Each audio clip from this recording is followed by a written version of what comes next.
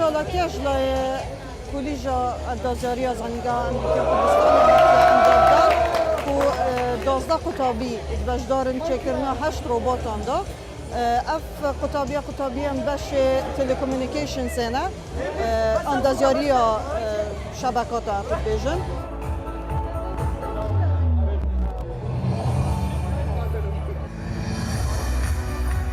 راستی بوفی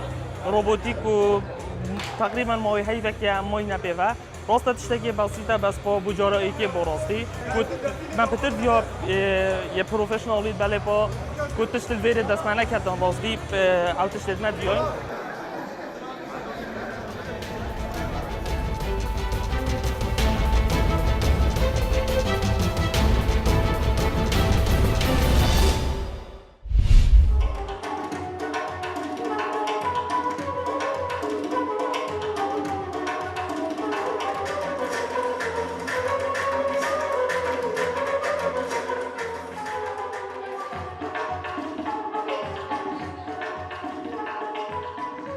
ئەمڕۆ هەستاوین بە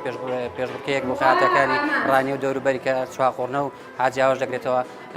بۆ یەک جۆر ستایلی قاتی مراتخانی کە ئامانجمان لێ خزمەتکردنی توانای بەروبدرەکان و ناساندنیان و لەپاڵ ئەوەی کە خزمەتێکی زۆری جلی کوردی دەکەن و مژەی ژیانیانش بۆ کاریان دەستەبەر دەکەن. پرۆژەکە پێشبڕکەیەکی سادەی بەرگدروانی شاری ڕانیە و حاجیاوای لە خۆ دەگرت کە تیایدا هەر بەرگدورێک قاتێکی مراتخانی دەدووری و لەبەر گەنجێکدا نمایشی دەکرد. لیژنەیەکی سێکەسی دادەنیشن کە شارەزان لە دوورینی قاتی مراتخانی و دیزاینەری جلوبەرگی کوردین بڕیار دەدەن لەسەر سێ جوانترین قاتی کوردی و ئەو کاتە دوای هەڵسەنگاندن خەڵات دابەش کرا بەسەر سێ جوانترین قاتدا.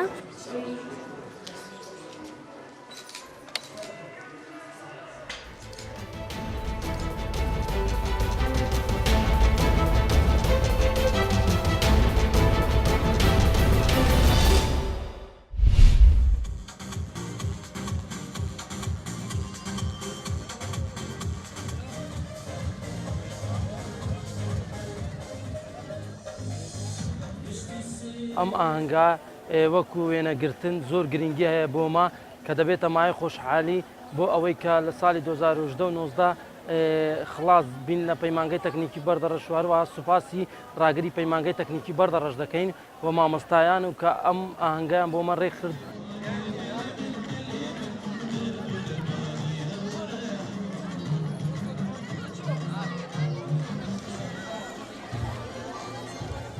بەڕاستی دەستخۆشی لە ڕاگرایەتی دەکەم کەوا هەڵسان بە سازانی ئەم ئاهەنگە بۆ قوتابیان زۆر بەسوودە بەڕاستی چونکە قوتابی لە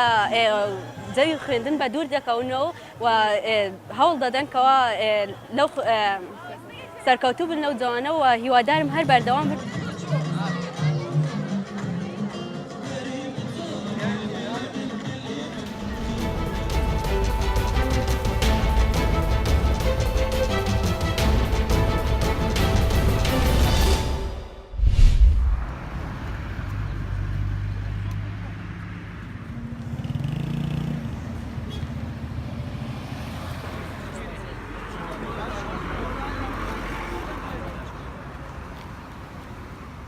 لە شنۆ ئێمە کەمپینێک وەڕێکەوتووە بە ناوی یارمەتیدان بۆ لافاولێدراوانی خۆشەویست کە هیوادارم خەڵکی شاری شنۆ و شارەکانی دەوروبەر هەڵوێست بگرن و لەو هەڵمەتەدا یارمەتی بدەن ئەگەر ئەو ڕۆکانە بەڵاو موسیبەت لەسەر ئەو خۆشەویستانەیە سبەینە لەسەر ئێمەیە هیوادارم هەمیشە دەستی یەکتر بگرین و بتوانین پاڵپشتی یەک بین.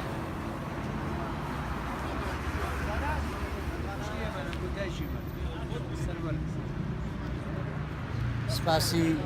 خەڵکی ئێرانێ دەکەم بە تایبەتی کوردستانێ کە لە بۆ ئەو سێرزەدەگانە دەستی هیمەتیان هەڵماڵیوە کۆمەکان خردەکەنەوە لە بۆ خەڵکی کەلەی قەڵماوە ئەوە ئەرکەچی ئینسانی و